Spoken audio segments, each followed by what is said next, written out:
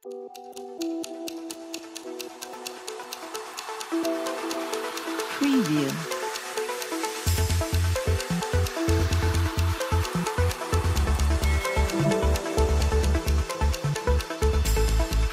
بسم اللہ الرحمن الرحیم. السلام علیکم ورحمۃ اللہ وبرکاتہ. اوقات ٹی وی میں عبدالجبار انصاری آپ کی خدمت میں حاضر ہیں. آج پھر ہمارے مہمان ہیں، چکوال سے تشریف لائے ہیں ڈاکٹر کاشف عوان. ادبی شخصیت ہیں، PhD اسکالر ہیں. تو جب بھی یہ اسلام آباد آتے ہیں تو میری کوشش ہوتی ہے کہ ان کے علم سے مستفید ہم زیادہ سے زیادہ ہیں. تو میں ڈاکٹر صاحب خوش آمدید کہتا ہوں اپنے پروگرام میں. مجھے تو لگتا ہے اسلام آباد اور آپ کا جو ملاقات ہے وہ لازم ملزوم ہو رہی ہے. جی جی بالکل ڈاکٹر صاحب، جب بھی آپ تشریف لائیں ضرور ہمارے ساتھ رابطہ کیا کریں. آپ ڈاکٹر صاحب، ادب سے آپ کا تعلق ہے.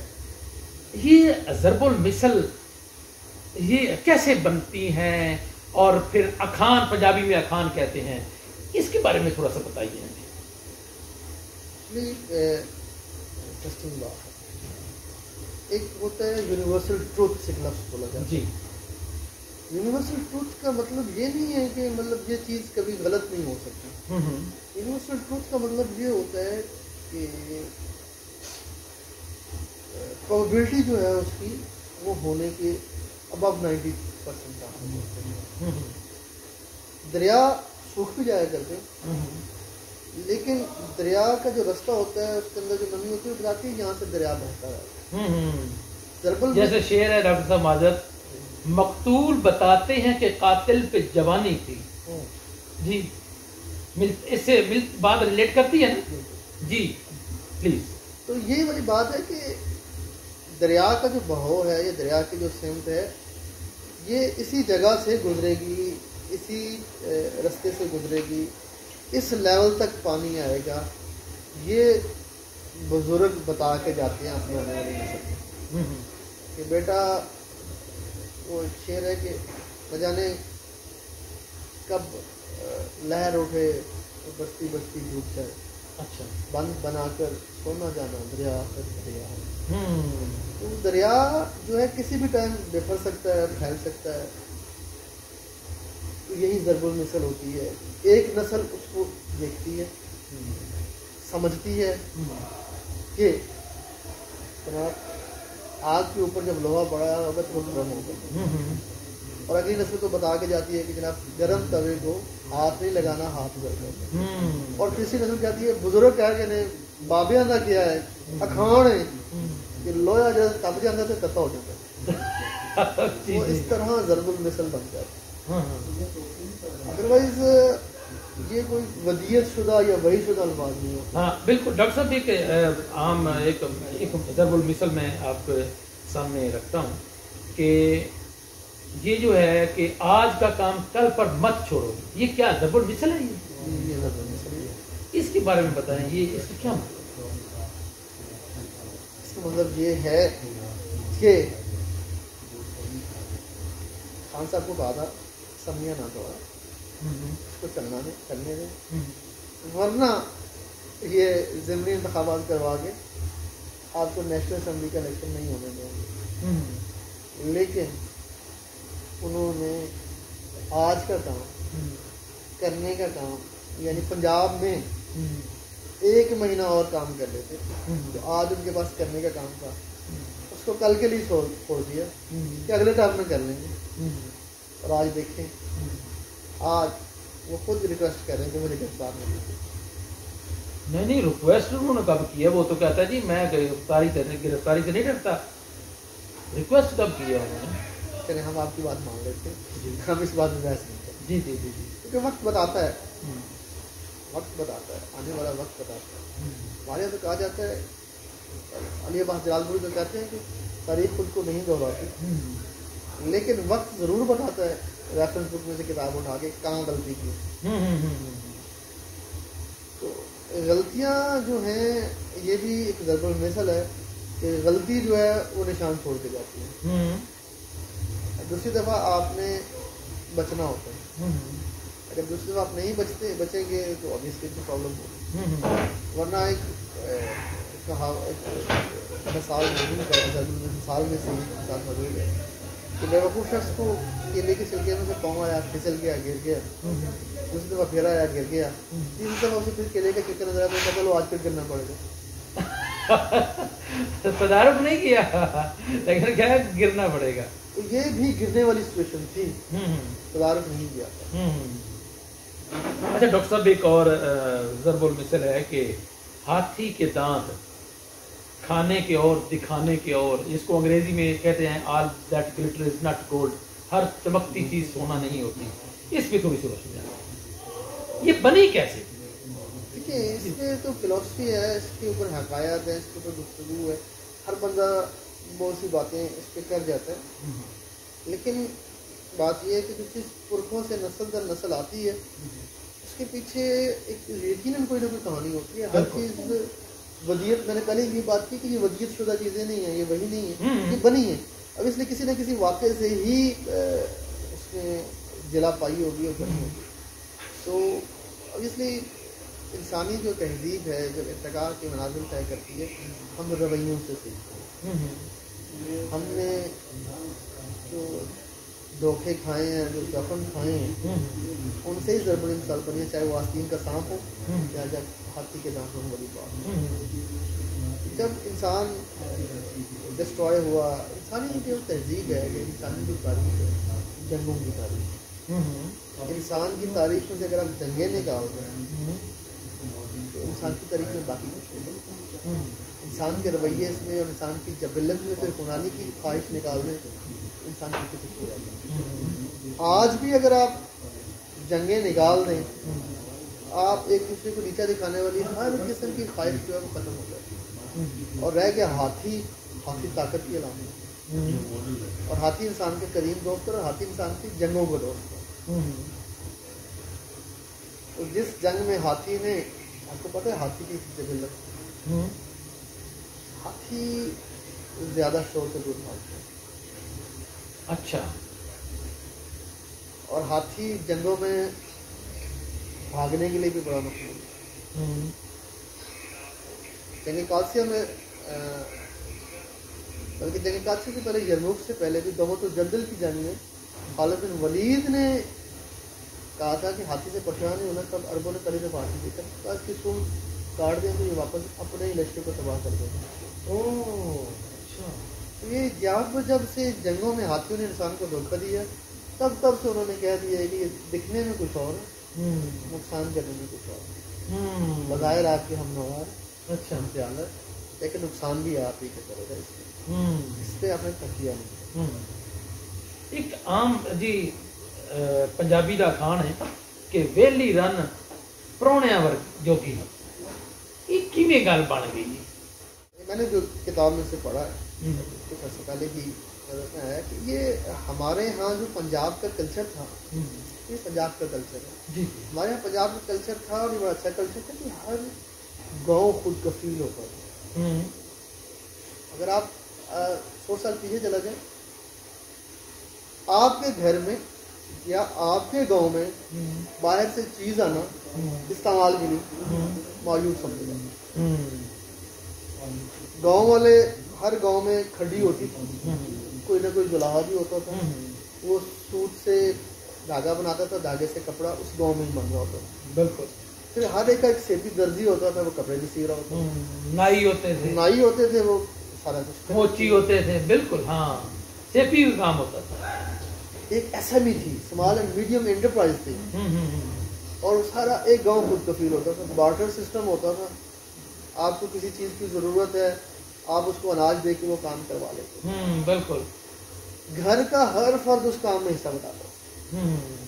ایسے میں جو حصہ نہیں بٹاتا تھا اسے کہتے تھے کہ جناب اب آپ کو کوئی کام نہیں کر رہے، اب آپ کا کام یہ ہے کہ آپ آئے گئے کی خیر خبر کریں گے، نظر رکھنی ہے. اب کوئی آئے گا تو اسے اپنے کمپنی بھی دینی ہے، اسے پانی بھی پلانا، اس کو نظر بھی رکھنی ہے، نقصان تو نہیں کرتے جا رہا. اچھا. یہ ضرب المثل ایسے ہی موجود ہے. اچھا. انفارچونیٹلی ہمارا یہ کلچر ڈسٹروائے ہو گیا، ہمارے SMEs ڈسٹروائے ہو گیا. آج ہم کہتے ہیں چائنا نے ترقی کر لی، کیونکہ ایک ضمنی بات آتی ہے، میں کہہ جاؤں، زبان پہ آئی بات کو روکنا نہیں چاہیے. چائنا ترقی کر گیا اپنی ایس ایم ایز کی وجہ سے. ہم نے کہا کہ ہم نے چائنا کے ہر ولیج کو اسٹینڈ الون کر دیا. ہر ولیج خود کفیل ہے, وہ ہر چیز خود بناتا ہے, خود پروڈیوس کرتا ہے. ایکسیس چیز کو ہم ایکسپورٹ کر رہے ہیں اور چائنا ترقی کر گیا. آپ دیکھیں دنیا میں 5,000 ارب ڈالر سے زائد کے فارن ریزرو کے ساتھ چائنا, سوری 3,100 سم تھنگ اس کے فوریکس کے ریزرو ہیں $1 بلین. اب دنیا کی سب سے بڑی سپر پاور ہے, معاشی سپر پاور. اور ہم نے کیا کیا, ہم نے اپنے بنے بنائے ایس ایم ایز ڈسٹروائے کر دیے. مسئلہ یہ ایس ایم اسمال اینڈ اپنا بنا بنایا ولیج کا ایک مکمل خود کفیل گاؤں کا کنسیپٹ تباہ کر دیا. ہاں وہ ختم ہو گیا بالکل. اب وہ بات نہیں ہے, سیفٹی کا نائی بھی نہیں ہے, موچی بھی نہیں ہے. آپ دیکھیں 100 سال پہلے ایک گاؤں میں 2 ہی طرح کے لوگ پائے جاتے تھے, یا کاشتکار ہوتے تھے یا دستکار ہوتے تھے.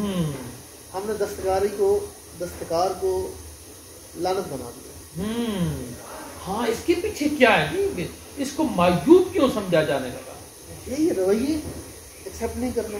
سنا ہے کہ انگریز کی یہ سازش تھی, اس نے جو امام تھا مسجد کا اس کو بھی کمی کی لسٹ میں شامل کر کے اس کے بھی زمین کچھ خطہ رکھ دیا. میں تسلیم کرتا ہوں آپ کی بات کو, سچ سمجھتا ہوں, لیکن انگریز کو تو نہیں پتا تھا نا اس چیز کا.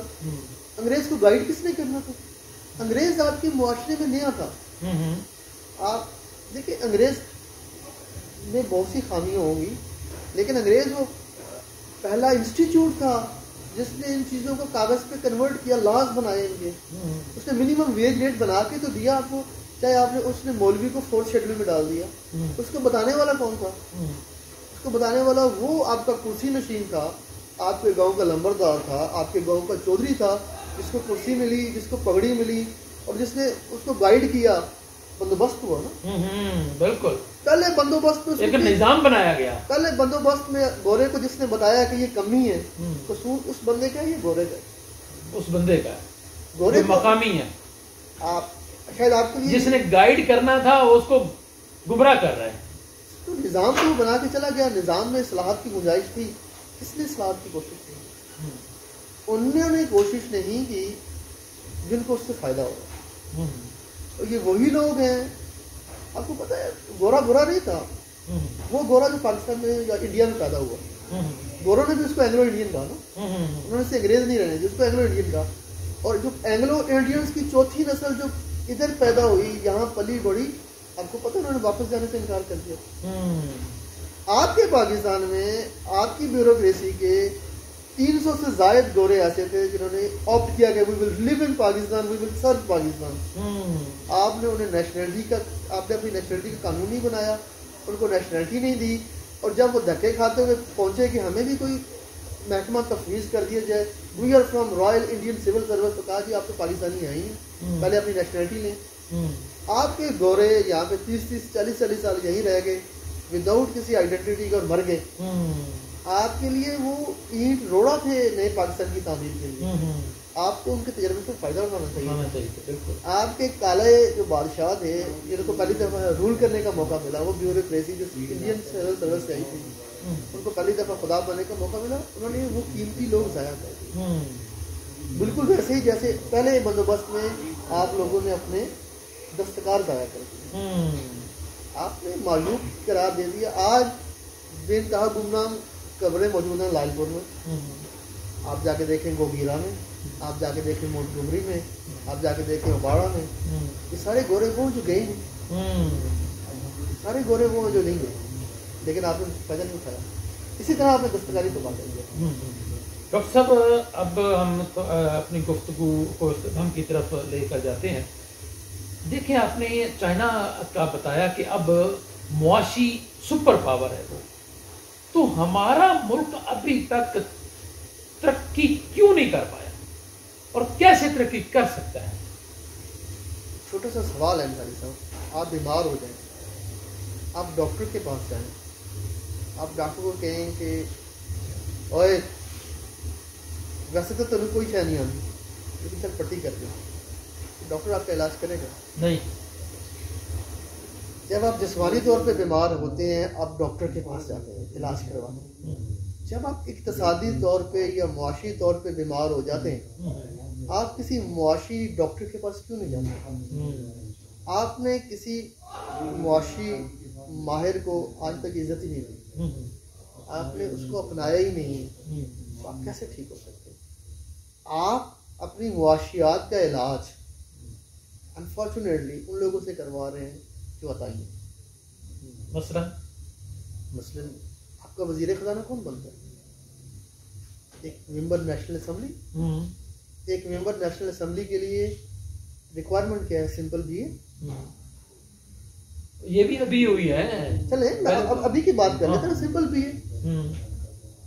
آپ کے انڈومنٹ فنڈ کے اوپر جب آپ کے ممبر نیشنل اسمبلی گفتگو کریں گے اور لاز بنائیں گے, جن کو انڈومنٹ فنڈ کا ہی نہیں پتا, انڈومنٹ کیپٹل کا ہی نہیں پتا, فورن کرنسی ایکسچینج ریزروز کا ہی نہیں پتا, تو کیا کریں؟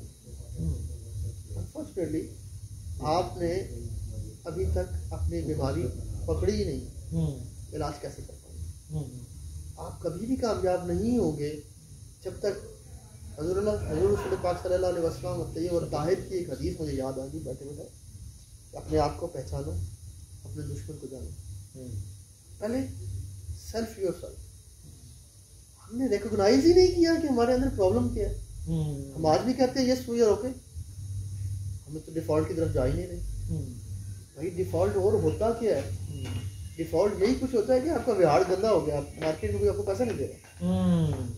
تو آپ پہلے تسلیم کریں کہ آپ کو فائنینشیل ایکسپرٹس کی ضرورت ہے, معاشی ماہرین کی ضرورت ہے. ان کو رسپیکٹ کریں, ان کو گورن کریں, ان کو گرو کریں اور ان کو اڈاپٹ کریں. آپ کا نیشنل بینک, آپ کا اسٹیٹ بینک کا گورنر ہمیشہ باہر سے امپورٹ ہو کے آ جاتا ہے.